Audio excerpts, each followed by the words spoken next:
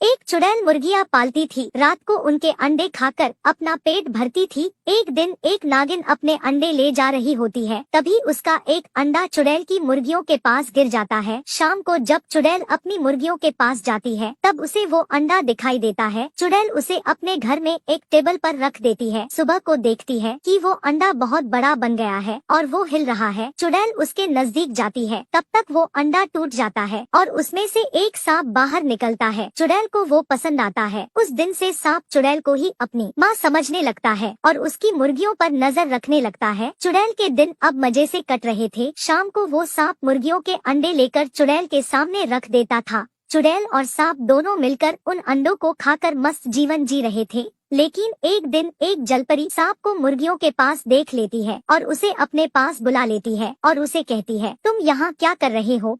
मैं यहाँ अपनी माँ के पास रहता हूँ। लेकिन जलपरी बोली, वो एक चुड़ैल है, वो तुम्हारी माँ नहीं है। तुम अपना रूप बदल सकती हो। सांप अपना रूप बदलने की कोशिश करता है। तभी वो एक सुनहरी नागिन में बदल जाता है। लेकिन तभी चुड़ैल वहाँ पर आ जाती है। चुड़ैल आकर जलपरी पर अपना जादू फेंकती है, लेकिन जलपरी पानी में गायब हो जाती है। फिर नागिन की बच्ची बोली, मुझे मेरी माँ के पास जाना है। चुड़ैल बोली, बेटा यहाँ आराम से रहो, अंडे खाओ, मस्त रहो। लेकिन बच्ची चुड़ैल की बात नहीं मानती और अपनी माँ को ढूंढने निकलती है। थोड़ी दूर जाने पर उसके सामने एक राक्षस आ जाता है। बच्ची उसे देख डर जाती है, लेकिन तभी बच्ची के पीछे से एक जादू आकर राक्षस को आग लगा देता है। बच्ची के पीछे चुड़ैल होती है। चुड़ैल बच्ची से कहती है, बेटा ये जंगल राक्षसों से भरा पड़ा है, तुम कितनी दूर तक उसकी खोज करोगी? बच्ची चुड़ैल को जलपरी के पास ले जाती है। जलपरी कहती है, जंगल के बाद एक बड़ी सी पर्वत की चोटी है, उस पर इसकी माँ रहती है।